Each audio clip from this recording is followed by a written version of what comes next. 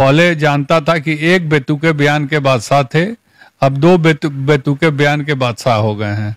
यह बताने की जरूरत नहीं है कौन है बेतुका बयान का बादशाह, जो घटिया से घटिया बात करता है, घटिया से घटिया शब्दों का इस्तेमाल करता है, कभी भगवान को नहीं छोड़ता है, कभी मानव को नहीं छोड़ता है। तो उसके बारे में नाम लेने का कोई मतलब नहीं है। आपका न्यूज जब चलेगा ना, अपने आप लोग समझ जाएंगे किसकी बात हो रही है। रोज रोज रोज रोज एक ही बात बोलने वाला व्यक्ति को अब कोई नोटिस में भी नहीं लेता है।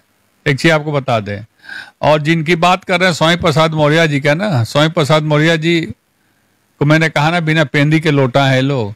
बहुजन समाज पार्टी में रहे तो वही किए, भाजपा में गए तो वही किए, समाजवादी पार्टी में गए तो वही किए, फिर ही भाजपा में जाएंगे। आपको मैं बता नहीं सुने हैं कि जिस व्यक्ति को किनारे लगाना होता है, नदी में नाव को छोड़ दिया जाए केवल इसी तरह, उस पर कोई नाव खेने वाला व्यक्ति न हो, नाव चलाने वाला व्यक्ति न हो, उसके बारे में सोचने वाला व्यक्ति न हो, तो नाव अपने आप किनारे लग जाता है। वही हाल इनका होगा। अगर कि किसी भी चीज का अति का अंत होता है, और जिस दिन अति होगा उस दिन अंत भी हो जाएगा और कार्रवाई भी होगा। अगर ये बराबर इस तरह की भाषा का प्रयोग करना, तो अति का अंत भी होगा। इन दिनों एक नाम और एक चेहरा जो कि चर्चे में बना हुआ है और विवादित बयान को लेकर चर्चे में बना हुआ है। मैं उसी शख्स की बात कर रहा हूं जो कुछ दिन पहले भारतीय जनता पार्टी में हुआ करते थे और आज अचानक से जब वो समाजवादी पार्टी में गए तो हिंदू धर्म को लेकर तमाम तरह की टीका टिप्पणी करते नजर आए।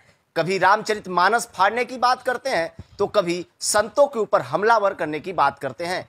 बात उसी शख्स की हो रही है जो समाजवादी पार्टी के राष्ट्रीय महासचिव हैं इस वक्त वर्तमान में, स्वामी प्रसाद मौर्य की। स्वामी प्रसाद मौर्य इस वक्त विवादों के घेरे में है और हिंदू धर्म को लेकर जिस तरह से लगातार धर्म के प्रति टारगेट करते नजर आ रहे हैं, और कुछ दिन पहले एक बयान उनका वायरल हो रहा है जिस बयान में उन्होंने साफ तौर पर कहा है कि जो भगवा कलर होता है, जो गेरुआ कलर होता है, वो जो भी पहनता है वो आतंकवादी का रोल होता है। तो देखिए इस वक्त हमारे साथ बातचीत के लिए शशि प्रताप सिंह जी हैं।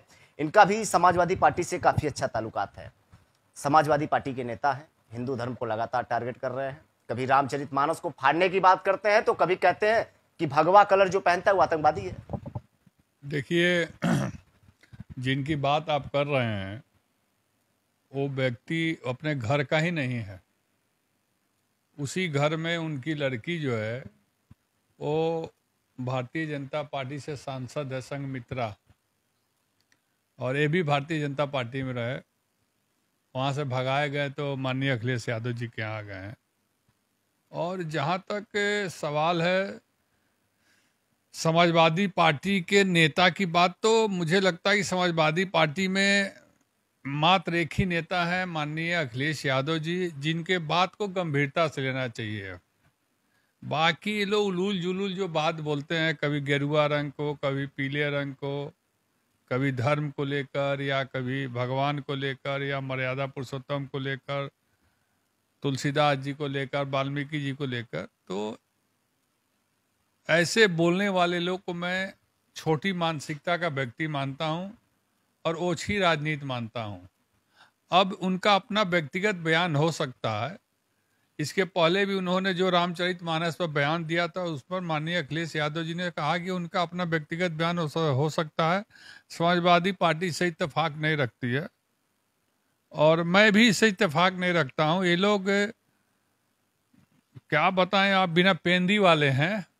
लेकिन जिस तरह से समाजवादी पार्टी में ये वर्तमान में राष्ट्रीय लेवल के नेता कहे जा रहे हैं, और जब रामचरितमानस वाली मामला भी सामने आई थी तो अखिलेश यादव जी अपना चुप्पी साधते नजर आए थे। इस बार भी अखिलेश यादव जी कुछ बोल नहीं रहे, लेकिन पार्टी में है तो पार्टी की भी तो छवि होती है। ये क्या समाजवादी पार्टी हिंदुओं को टारगेट कर रहा है? देखिए, समाजवादी पार्टी में 100% हिंदू ही हैं, और समाजवादी पार्टी एक ऐसी पार्टी है जिसमें आप देखिएगा चुनाव का वक्त हो या सभा रैली का भी वक्त हो, या अखिलेश यादव जी के अगल बगल भी जो लोग हैं वो हर जाति धर्म मजहब के लोग ही उनके साथ रहते हैं। उत्तर प्रदेश में समाजवादी पार्टी और माननीय अखिलेश यादव ही एक ऐसे नेता हैं जिनके साथ सभी समाज के, सभी बिरादरी के लोग हैं, और चुनाव में भी उसी हिसाब से सबको भागीदारी और जिम्मेदारी दी जाती है। अब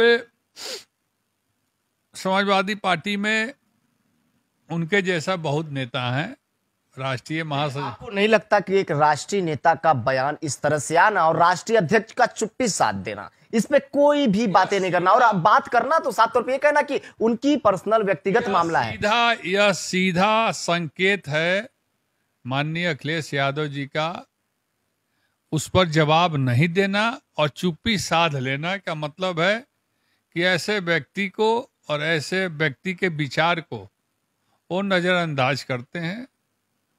और अखिलेश यादव जी जिसको अपने साथ रखते हैं उसको दरकिनार नहीं कर देते हैं, वो अपनी आदत से खुद दरकिनार हो जाता है। लेकिन आपको नहीं लगता जिस तरह से समाज में भी आपने ही बोला कि समाजवादी पार्टी को समाज का पार्टी भी माना जाता है, दर्जा दिया जाता है, लेकिन जिस तरह से हिंदू धर्म को लगातार टारगेट किया जा रहा है, आपने भी बोला कि लोग ही ज्यादा हमारे समाजवादी पार्टी में है, तो आप उसी समाजवादी पार्टी से बिलोंग करते हैं और उसी समाजवादी पार्टी के जितने भी पदाधिकारी हैं कहीं ना कहीं वो भी हिंदू हैं, तो उनको आप हिंदू को इस तरीके से बोलना, कभी भगवा वस्त्र पे आ जाना, कभी रामचरितमानस को फाड़ देना, कल के दिन भगवान पे भी टीका टिप्पणी कर सकते हैं आगे भविष्य में, फिर भी समाजवादी पार्टी चुप्पी साधी है। समाजवादी पार्टी चुप्पी साधी है। एक कहावत नहीं सुने हैं कि जिस व्यक्ति को किनारे लगाना होता है, नदी में नाव को छोड़ दिया जाए केवल इसी तरह, उस पर कोई नाव खेने वाला व्यक्ति न हो, नाव चलाने वाला व्यक्ति न हो, उसके बारे में सोचने वाला व्यक्ति न हो, तो नाव अपने आप किनारे लग जाता है।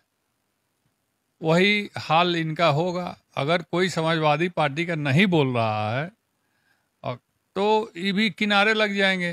और जनता जनार्दन है इस देश में, आप किसी को भी टारगेट करते हैं। देखिए, सबसे पहली बात तो राजनीति में किसी जाति धर्म के लोगों को टारगेट नहीं करना चाहिए।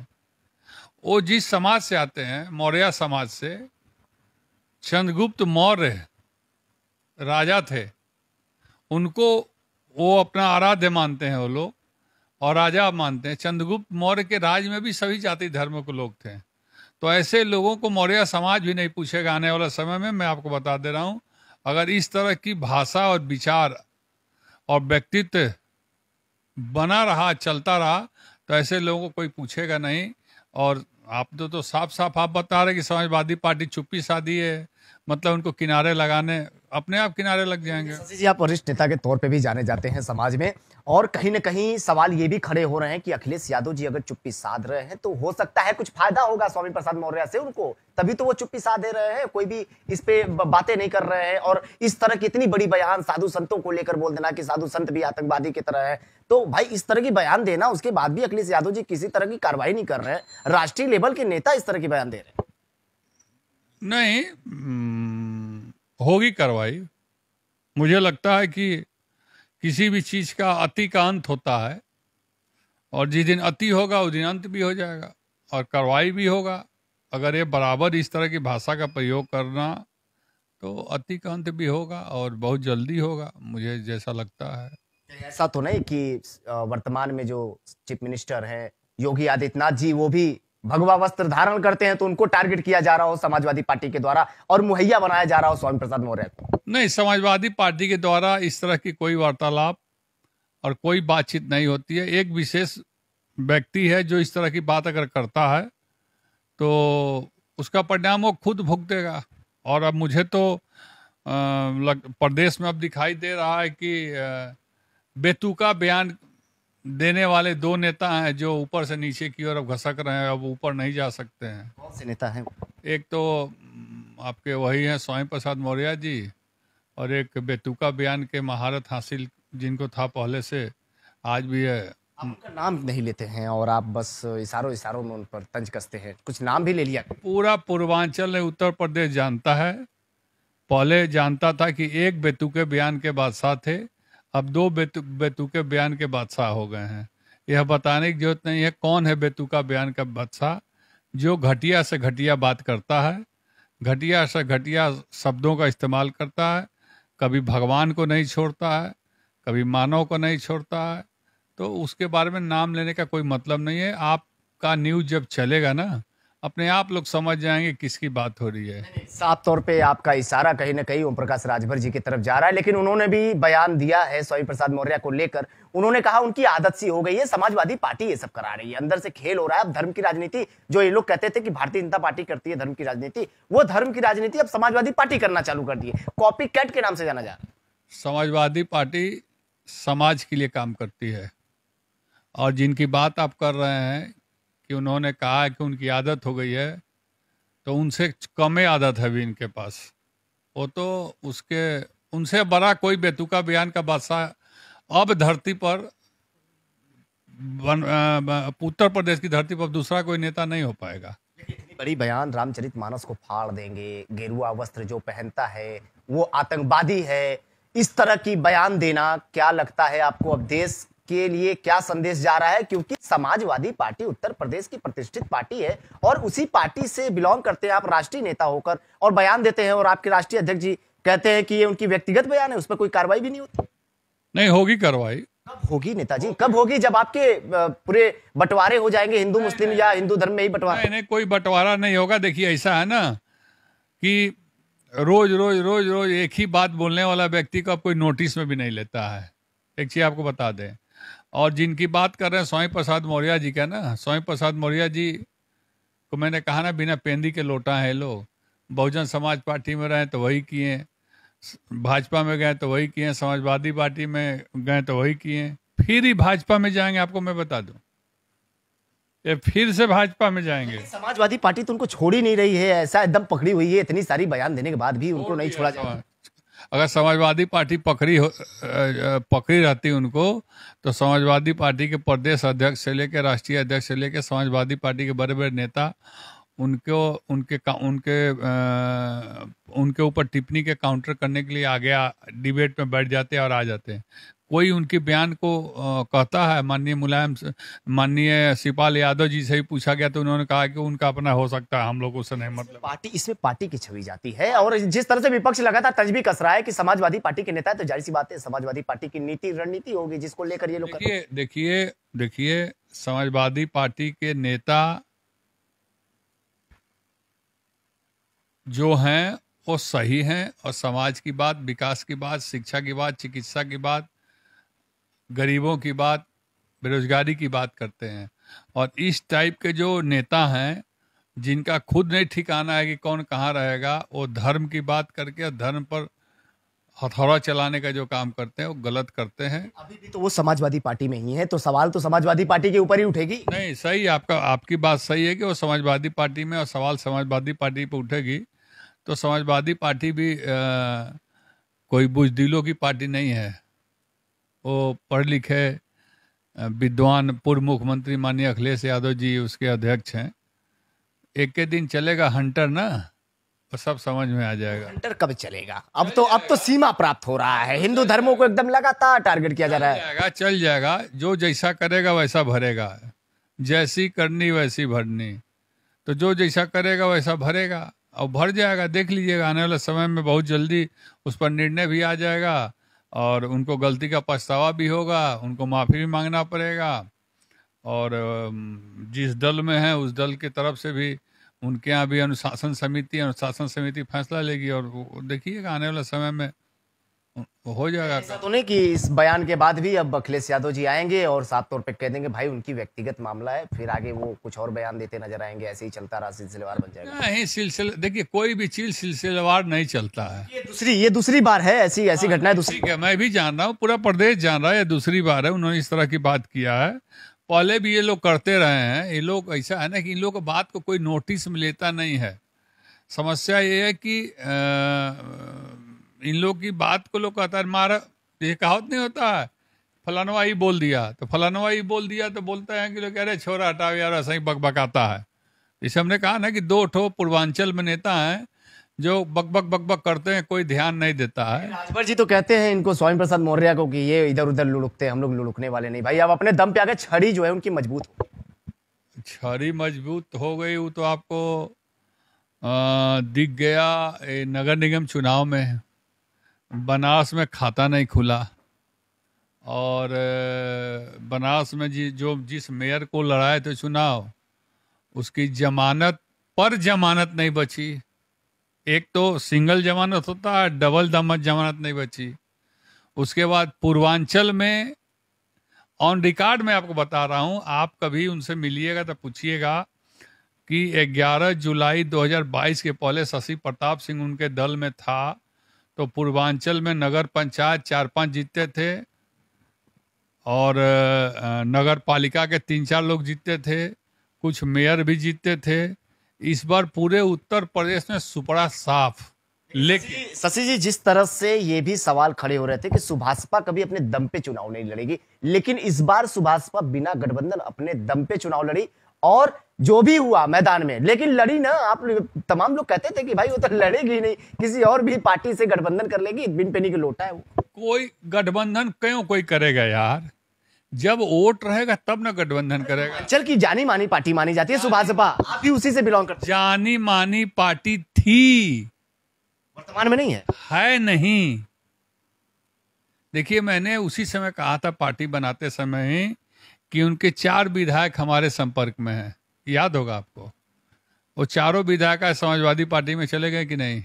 इनके साथ एक विधायक केवल बेदीराम बचा है, वो भी कब चला जाएगा बीजेपी में उसका भरोसा नहीं है, या समाजवादी पार्टी में मेरी लाइनअप चल रही है, ये अकेले बच जाएंगे। देखिए, जो मैं कहा वो बात में कहीं गलती हो तो बताइएगा।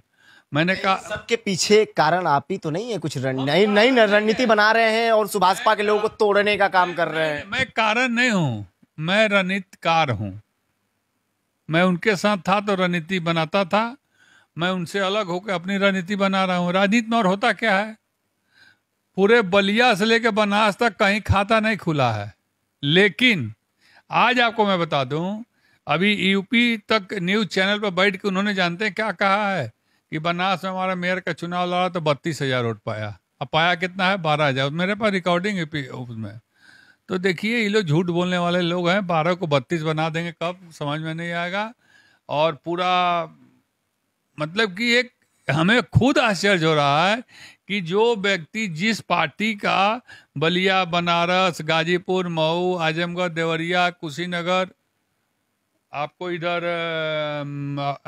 आ जाइए आप, आजमगढ़, सुल्तानपुर, जौनपुर, उधर पश्चिम में चले जाइए, एटा, इटावा, मैनपुरी, कन्नौज, हर जगह लड़ाए थे, कहीं खाता तक नहीं खुला। और सुनिए, बनारस में जहां उनका ससुराल है वहां से एक राजभर लड़ा था चुनाव, 200 वोट पाया, 197 वोट। और पार्टी का एक बहुत पुराना नेता जो केवल 97 वोट पाया। और जो सबसे मजबूत किला था इनका, सलारपुर और दीनापुर, वहां पर ये दम भर रहे थे कि 3 सीट तो कोई माई का लाल नहीं रोकेगा। एक आपको वार्ड नंबर यहाँ वाला एक लोढ़ान गया, सलारपुर गया, संदाहा गया, दीनापुर गया, और ये आपको यहाँ वाला जहाँ संतोष राजभर को टिकट, संतोष प्रजापति को टिकट नहीं मिला था, वो वाली सीट। मतलब कि कहाँ कहीं नहीं। जब आप सुभाषपा में थे तो सुभाषपा गठबंधन की तरह काम करती थी, गठबंधन के साथ काम करती थी। लेकिन आज आप देख रहे हैं कि आज आप उसी सुभाषपा में नहीं है, तो वो सुभाषपा खुद के दम पे अपनी छड़ी लेके निकल गई थी। घबराहट तो नहीं हो रही है उनके चुनाव लड़ने से इस बार? इसके पहले भी चुनाव जो हुआ था 2023 है ना, 2017, 18 में 2018 में नगर निगम का चुनाव हुआ था। उस समय भी 5 या 6 सीट पर सुभाषपा लड़ी थी। मैं लड़ाने वाला व्यक्ति हूँ। मेयर का चुनाव भी मैंने सुनील पटेल को ही लड़ाया था, 10,000 वोट पाया था वो। तो ज्यादा पाली है आप नहीं है तो। हाँ, तो 90 सीट था, अब हो गया 110, 100 सीट हो गया। तो स्वाभाविक है कि 1,000-2,000 वोट ज्यादा पाएगा, तो उतने में खेलते हैं। मानते हैं कि अगर आप रहते सुभाषपा में तो कुछ खेल कर जाते हैं? नहीं, मैं अगर सुभाषपा में होता तो मुझे पूरा उम्मीद है कि मैं ज्यादा नहीं लेकिन 2-3 सीट तो जिताता इस बार। 2-3 सीट निकल जाता? हाँ, 2-3 सीट जिताता। क्योंकि देखिए, उनके पास काम करने वाले लोग नहीं हैं, और उनके पास प्लानर नहीं है, सिस्टम नहीं है उनके पास। और उनके पास जो सारी चीजें हैं सब वो दोना चाटने वाले हैं सब। केवल 200 400 500 रुपये प्रत्याशी से मिल जाए, घरे चल के लिए काम खत्म, प्रत्याशी जीते चाहे हारे, मैं तो सब जानता हूँ। लेकिन मैं जब था तब तक वो कमांड रखता था अपने हाथ में और सबको बकायदा व्यवस्थित करके वो करता था। खैर छोड़िए उनकी बात करने हम लोग आते हैं स्वामी प्रसाद मौर्य पे। मेरी सब सिंपल सी एक सवाल रहेगी आपसे, स्वामी प्रसाद मौर्य के इस बयान से आप उनको कैसे देखते हैं? क्या तत्काल में पार्टी को उनको बाहर का रास्ता दिखा देना चाहिए, या अब पार्टी अगर उनको लेकर चल रही है तो कुछ अंदर ही अंदर घाउच पिच चल रहा है? अब देखिए, पार्टी समाजवादी पार्टी का मैं सहयोगी दल जरूर हूं, लेकिन समाजवादी पार्टी पर मेरा अधिकार नहीं है, उनके संगठन पर कोई अधिकार नहीं है और मुझे बोलना भी नहीं चाहिए। लेकिन वो सहयोगी दल के अलावा भी राजनीतिक दल का संयोजक होने के नाते शशि प्रताप सिंह ये कह रहा है कि अगर स्वामी प्रसाद मौर्य इस तरह की बयान दे रहे हैं, जो एक के जनप्रतिनिधि हैं, वर्षों से जनप्रतिनिधि रहे हैं, मिनिस्टर रहे हैं उत्तर प्रदेश में, ऐसे लोगों को राजनीति में कहीं स्थान देने की जरूरत नहीं है और जनता को नहीं देना चाहिए। अगर वो मेरे दल में होते या मेरे दल में उस तरह का कोई व्यक्ति होगा आने वाले समय में, तो मुझे सेकंड भी नहीं लगेगा उसको रास्ता दिखाने में कि तुम अपने घर जाओ, हमारे बाहर का रास्ता। यह एक सेकंड नहीं लगेगा। क्योंकि देखिए, राजनीति धर्म के पर उंगली उठाने के लिए नहीं बनी है, राजनीति भगवान पर उंगली उठाने के लिए नहीं बनी है। राजनीति शोषित, वंचित, पीड़ित, अल्पसंख्यक, गरीब, मजदूर, किसान, बेरोजगार, विकास के लिए राजनीति है। आप अखिलेश यादव जी से मांग करेंगे इस चीज को लेकर कि स्वामी प्रसाद मौर्य को बाहर का रास्ता निकाल देना चाहिए? एक बार अपनी तरफ से राय देना चाहेंगे उनको, क्योंकि आप तो एक मित्र बोलते हैं ना, मित्र है जी। देखिए, मैं जब मिलूंगा उनसे, हो सकता बहुत जल्दी मिलूं, तो मैं इस बात का चर्चा जरूर उनसे करूंगा कि इससे हम लोगों को बचना चाहिए, क्योंकि ये राजनीति का ये फार्मूला और ये प्लेटफॉर्म नहीं होता है। जो करता है करने दीजिए, आप क्यों वो काम कर रहे हैं? मैं जानता हूं कि बहुत ऐसे दल हैं प्रदेश में जो इस तरह की भाषा का प्रयोग करते हैं, इस तरह से राजनीति को अपना चलाना चाहते हैं।